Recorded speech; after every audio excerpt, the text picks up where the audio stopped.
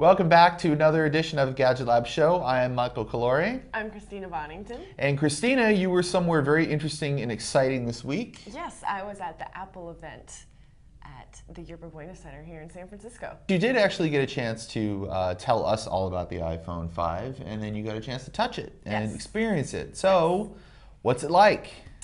So it's an iPhone. It's longer and it's lighter. The lightness was the most surprising thing about it. Like it's noticeably longer. It's got a 4-inch display, 1136 by 640 pixels, and but you pick it up and it's so much lighter than the iPhone 4 or 4S. No, it's because it has more aluminum in it than glass. Yeah, so instead of that full glass back, it's got a brushed aluminum back, and that brushed aluminum is also, it's slightly textured, so it's not quite so smooth in your hand, which I like. It adds a little bit of like friction, so it doesn't feel like the phone's gonna slip out of your hand if your hands are like oily from pizza or something. That's the problem with lighter devices, like the things we've seen, some of these Android phones where, you know, it's like a plastic back and it's so light that it just kind of feels like it's gonna, there's not enough to hold it in your hand. You really have to grip it a little bit harder. Right. And it's also nice that it's the same width as the current iPhone, which for my size hands is like the perfect size for my hand. There's also a new processor, the A6 processor. This is Apple's own, correct? Yes. Yeah, and it's super fast. You know, apps load basically instantly. We only had limited like hands-on time, so we'll be testing that more. But from what I could tell, it's a very fast phone. Okay, and it goes on sale when? You can pre-order it starting 12:01 a.m. September 14th, and then it goes on sale September 21st, which is the Friday after. So how much is it going to cost me? It's same pricing as always, 16 gigs for 200, 32 gigs for 300, and 64 gigs for 400. Okay. Yeah, on contract. So one of the things that I wanted to touch on is that it seems like it's a very iterative design, and I know Apple's been taking a lot of criticism about this, but it seems like at this point in the product's life cycle, there really isn't too far they can go in any one particular direction where it won't feel like it looks a lot like the last iPhone. What are your thoughts on that?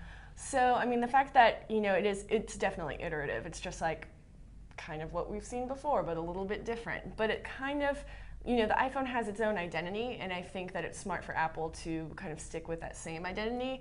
Instead of, you know, we see maybe like Samsung phones that look completely different every single time, but with an iPhone, it's very clear these are all iPhones. So I think it's smart on that front, but it makes it, you know, kind of less exciting for us, I guess. You know, we're not going to see some crazy out there design. Matt Honan, our own Matt Honan, wrote about this right after the launch, and I agree with what he said, which is that before a big event like this, the hype is so huge, and there's so many expectations, and everybody, I think people tend to project their own, you know, wants onto the announcement. Like, it doesn't have NFC, but I really, really wanted it to have NFC. Well, you know, there's probably a good reason why it doesn't have NFC, and, you know, people can't see past their own, like, wants and desires. Definitely. Into that space. So, I mean, Apple is always in this weird position where they're not really creating a device that, they're creating the device that they know is going to be best for them and best for their customers. But of course, it's not the device that everybody wants. Right.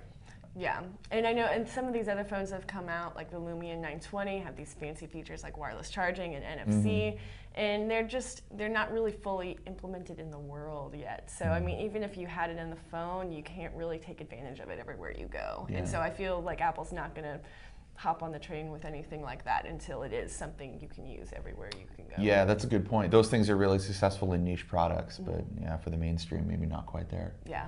And when we get our review unit in, of course, we'll be able to tell you a lot more about the phone itself, things like the LTE performance, things like battery life, screen, you know, what the screen looks and feels like, all that stuff. And Christina's going to be the one telling you all about that. Yeah. So we have that to look forward to. In the meantime, there's some new headphones that come with it. Yes. And Nathan has those, and he's going to tell us all about them. So for the last 10 years or so, this has been the thing, right? The white wires that come with every iPod, every iPhone. Well, that is about to change. Yes, the iconic earbuds are being replaced with Earpods. This is truly a new day in consumer technology. This is an amazing breakthrough. Well, actually, no. They're just really nice headphones. They're still $29.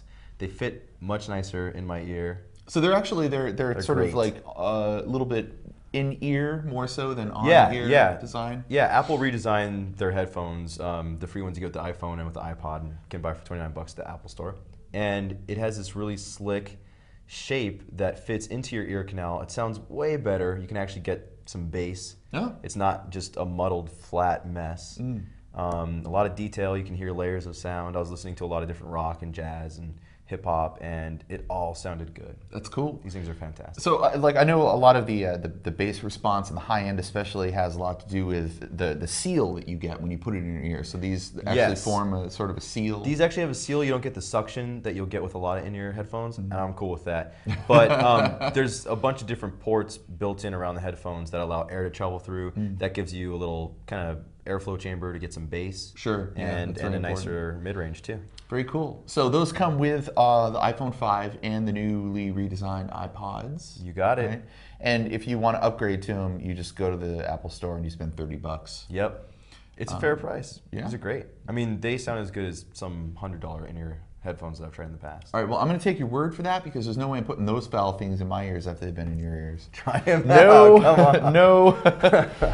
But that's all the time we have, and we'll be back next week with another edition of the GadgetLab Show. And of course, keep your eyes peeled on Wired.com/reviews for the full review of the iPhone 5 from Wired. And until then, we'll see you next time.